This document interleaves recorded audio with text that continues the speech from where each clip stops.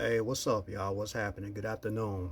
So, I want to talk about Martin Luther King because I know today is Martin Luther King's Day. I know everybody loves Martin Luther King. I know everybody a very big fan of Martin Luther King. Whatever, you know. I thank God for what he did. With the civil rights movement. I know everybody's a huge fan of his "I Have a Dream" speech or whatever.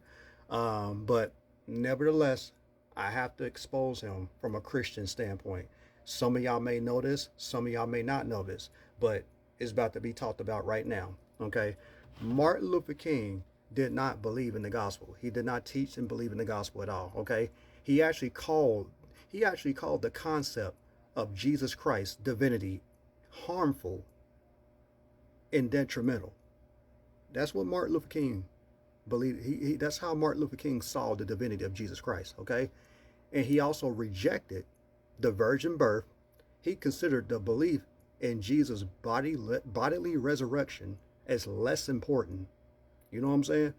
He also denied hell. He denied that there was a literal hell, and he also denied the traditional idea of the second coming of Jesus Christ. You know what I'm saying? In essence, King was a preacher who taught liberal theology, social justice gospel principles, nonviolence, creating a unique faith centered on Jesus' ethical teachings rather than traditional dogmas. So in all actuality, he did not really his focus was not on the gospel. You know what I'm saying? Now here's the thing. I understand what was going on in that time period and everything. I get it, but let me tell you something.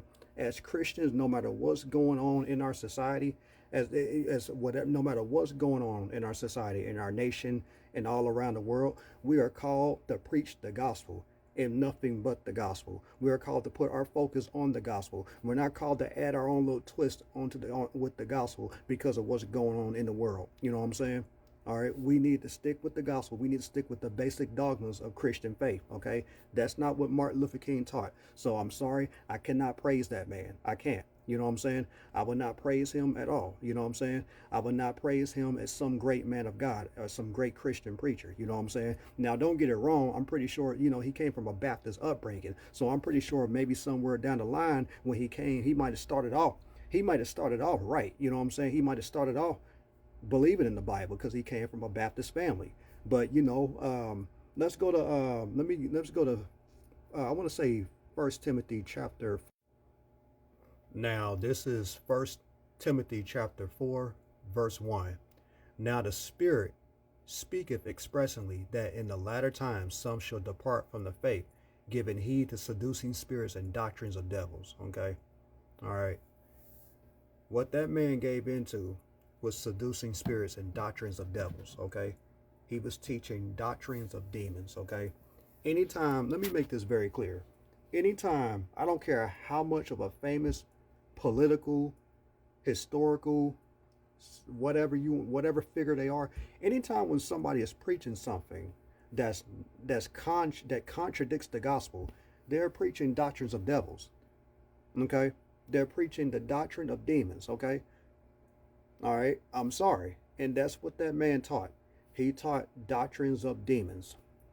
No, I know y'all don't want to hear that. No, I know y'all don't want to accept that, but I'm sorry. I got to stick with the gospel. If you teaching something that contradicts the gospel, then I'm sorry. I got to call that out. So yeah, y'all have a blessed one.